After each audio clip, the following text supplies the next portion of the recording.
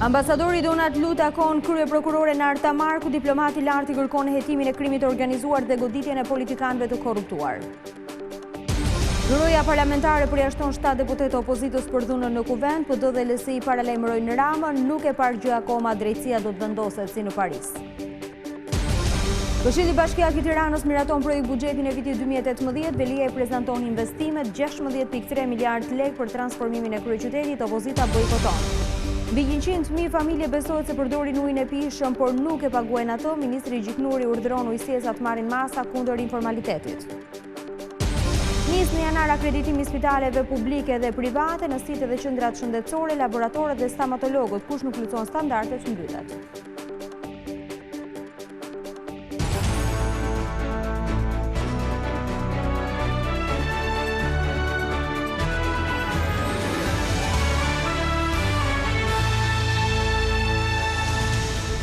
Mirdita zonja dhe zotrin do t'jemi së bashku në edicionin informativ të orës 15 këtu në ekranin e Vizion Plus. Shtetet e Bashkuara të Amerikës mbështesin kryeprokuroren e zgjedhur mes tensionit dhe dhunës në parlament.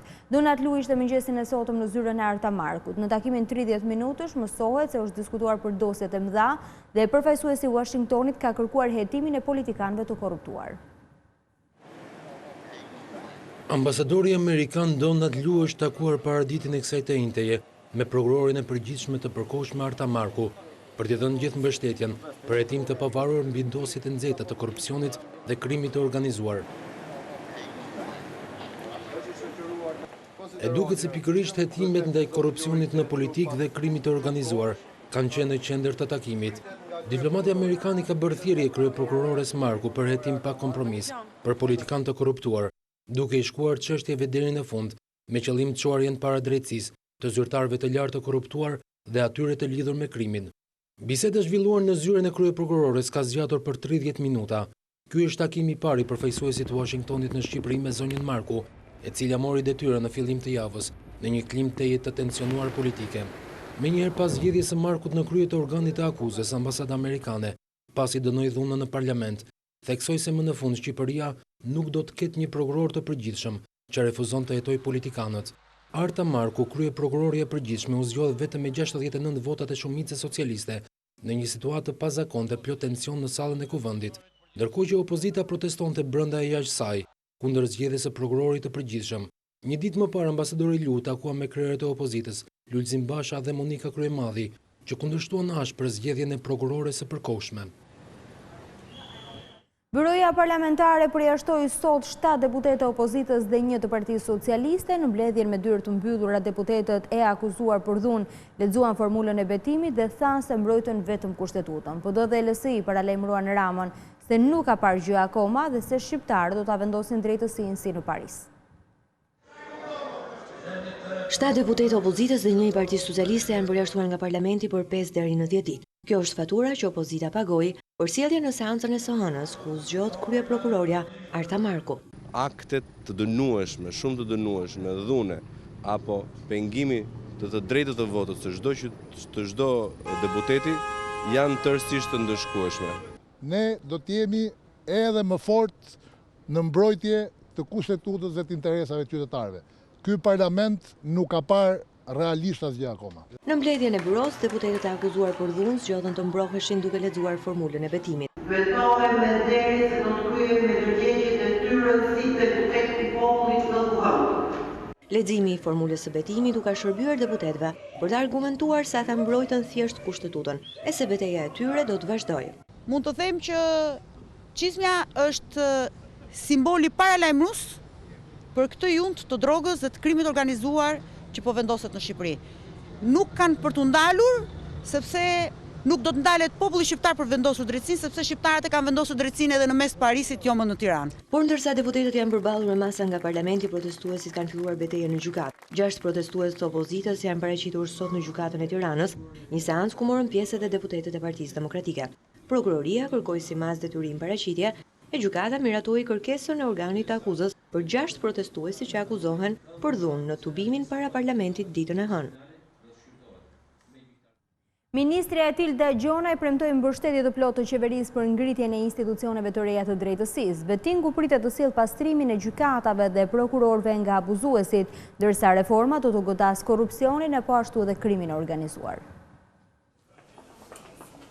Qeveria do të japë mbështetje të plotë ngritjes së institucioneve të reja të drejtësisë. Nga Elbasani, ministri Atil Dhjetor tha se reforma përbën prioritet, pasi do të godas korrupsionin në prokurori e gjykata në të gjitha nivelet. Menjëherë mbas ngritjes së institucioneve të reja do të fillojë të funksionojë edhe SPAK-u, i famshëm që janë organet e hetimit të prokurorisë posaçme dhe organet e gjykimit posaçëm, të cilat gjithashtu do të kenë objekt të veprimtarisë dhe të punës së tyre, të hetimit dhe gjykimit të tyre, çështjet e korrupsionit të zyrtarëve të lartë apo të krimit të organizuar. Dhe kjo pa diskutim do të ketë rezultatet e saj.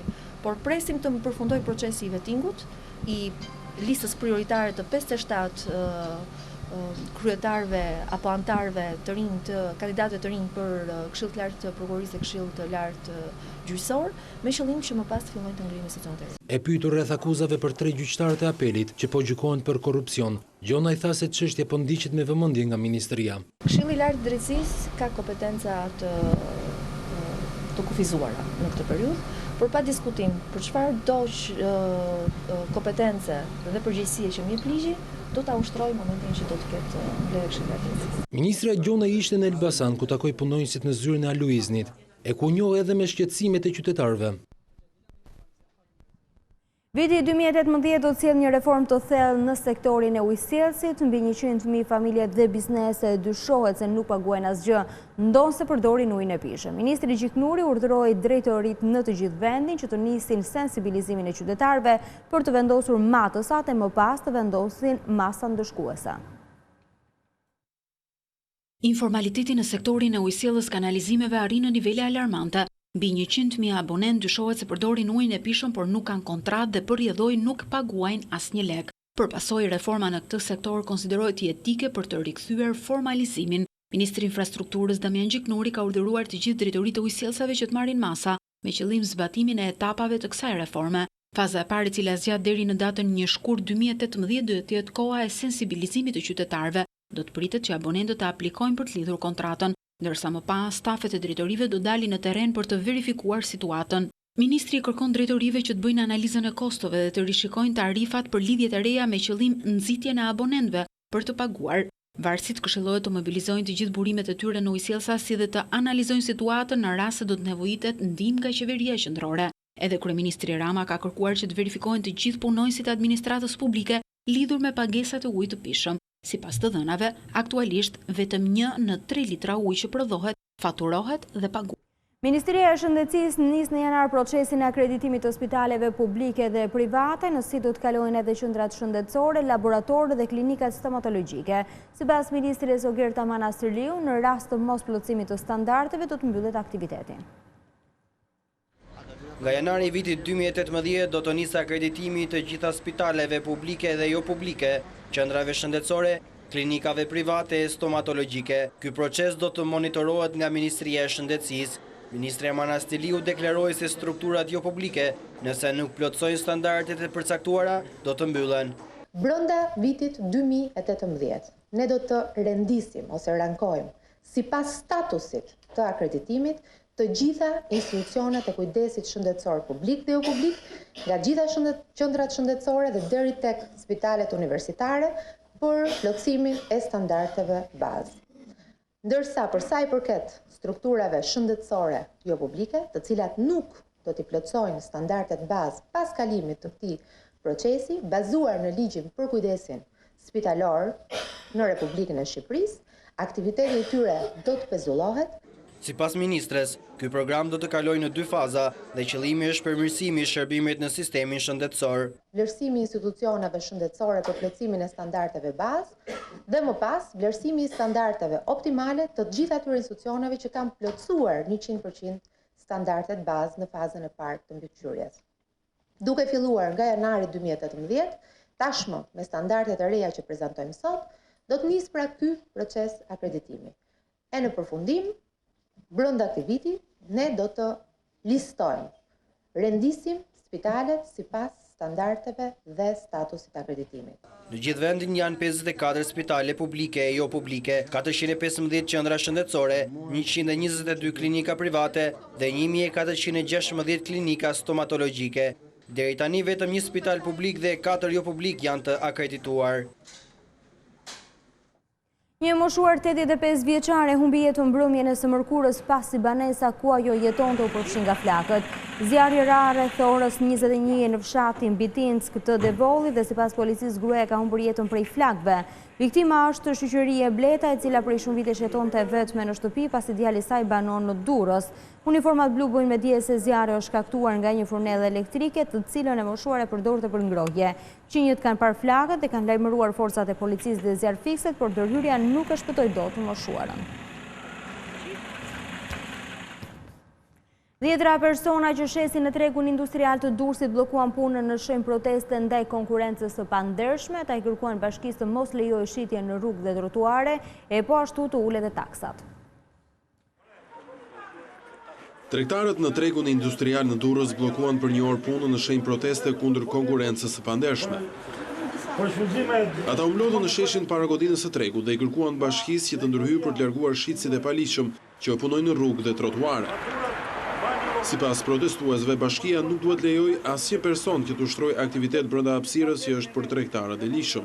Sidomos për problemin e rrugëve që është zënë me tregtarët pa lishëm dhe për të bërë thirrje bashkisë që brenda këtij muaji, nëse rrugët nuk pastrohen nga konkurrenca e pandershme që po na bëhet neve do shkëputim çdo lidhje në kuptim me detyrimin do kemi me bashkinë. Deri në fund të muajit nuk do të hapim asnjë tezgë brenda tregut nëse ato nuk do të stemojnë. Në krahasim me vitet e tjera jemi shumë dobët. Ne sa i përket këtyre taksat e gjënave është shumë vështirë, jemi zero kështu, pa pagu, jo me taksa me gjëna. Ne 2 orë punë vim këtu. Dhe kur vjen fatura, aty që vjen bashkia thotë dritën, ku kemi ndriçimin? Çfarë ndriçimi kemi ne? Që ne vetë punsum. Që vjen vetëtari fyt hati të paguaj taksën, çfarë taksë mund të paguaj unë? Po ashtu tregtarët kërkuan që bashkia t'i taksojë si ambulant, pasi niveli i xhiros së tyre është mjaft i ulët, ndërsa bashkia e Durrësit ende nuk ka marrë një vendim për këtë kërkesë të tregtarëve. Protestuesit bën apele edhe për ndërhyrje në treg, për përmirësimin e kushteve në mjediset e përbashkëta, pasi në shumë raste ai përmbytet nga rreshjet. Miratohet buxheti i Tiranës për vitin 2018, 4 këshilltarë të LSI-s nuk u larguan si pjesa tjetër që bojkotoi bashkë me demokratët. Kjo bëri që të arrijej kuorumi e të siguroheshin votat e mjaftueshme. Kryetari i Bashkisë Velia sqaroi se 43% e buxhetit prej 16.3 miliard lekësh do të shkojnë për investimet publike. Në procedurën e votimit për miratimin e programit buxhetor afatmezëm 2018-2020 dhe detajimin e buxhetit Bashkisë Tiranës për vitin 2018. Pavarësisht prishjes së balancave PS LSI edhe në këshillat bashkiak, Tirana tashmë ka miratuar buxhetin për 2018-ën. Kartonave të socialistëve dhe çanëve janë bashkuar edhe 4 antarë të Lëvizjes Socialiste për Integrim, duke siguruar jo vetëm kuorumin me 32 vota për fillimin e mbledhjes, por dhe miratimin e buxhetit. Ta gëzoj buxhetin Tirana. Si rallër, ky buxhet ka kaluar pa debate dhe pa mbledhje maraton. Opozita dhe pjesa tjetër e grupit të LSI-s kanë bojkotuar mbledhjen. Në sallë nuk ka munguar hyrja e disa antarëve demokratë, të cilët bënin numërimin e këshilltarëve prezent, por kjo është pasuar nga komentet të kryebashkiakut Erion Veliaj. Po ka ngel Muhamedi aty, jepi atë kënaqësi dhe të mësojnë aritmetik si bën numrat. Për gati një orë kryetari i Bashkisë ka sqaruar buxhetin e vitit të ardhshëm. 16.3 miliard lekë është fondi për kryeqytetin, ku 43% e tij do të shkojë për investime. Një fond investime për 6.9 miliard lekësh ose 16% më i lartë se sa 2017-a, kur ky fond ishte 6.1 miliard. Në 2014 për shembull, investimet zinin vetëm 20% të buxhetit. Pra, në një Tiranë 25 herë më të madhe, me 1 milion banor, me shumë më tepër kërkesa e shumë herë më tepër punë të bëra, ja kemi dalë të dyfishojmë investimet krahasuar me 2014, ndërkohë që shpenzimet operacionale janë rritur vetëm me 50%. Velia ka publikuar të detajuar investimet për çdo njësi administrative të Tiranës. Kryebashkiaku shpreh se ndërtimi 17 shkollave të reja, shtimi i parqeve, vijimi i gjelbërimit, vazhdimi i punimeve për bulevardin e ri, përfundimi i korsive të biçikletave do të jenë disa nga projektet e planifikuara për 2018-ën. Velia i paralajmëroi edhe tregtarët e rrugës Qemal Stafa pranë pazarit të ri për t'u larguar brenda Dhjetorit, pasi ky segment do t'i nënshtrohet rikonstruksionit. Sa i përket investimit në shkolla, kryetari i Bashkisë tha se Tirana do të eliminojë mësimin me turne, Ndërsa për herë të parë në janar nis zbatimi i projektit të bëjmë detyrat e shtëpisë. 4 shkolla në periferi krahas mësimit do të kenë drekën dhe oraret e studimit. Kompozitori i njohur italian Riccardo Cocciante ka marrë çelësin e Tiranës, kryebashkiaku Erion Velia e vlerësoi kontributin e tij në promovimin e Shqipërisë dhe të artistëve shqiptar.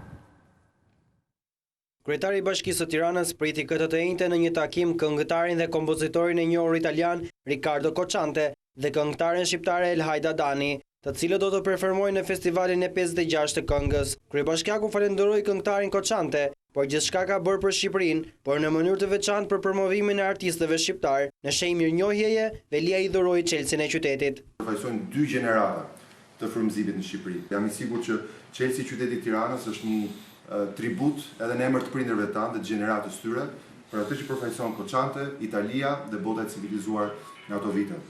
Vjen mirë që shtu me ne Elhajda, edhe ajo përfaqëson ose është një urë për gjeneratën e të rinjve. Edhe si Cocciante përfaqëson prindrit, gjenerata e Elhajdës është gjenerata e tyre që vijnë nga familje të thjeshta, që nuk vijnë nga emra të mëdhenj, që nuk janë rritur në blok, por që me sukses, me shumë pasion, me shumë punë ja kanë dalë.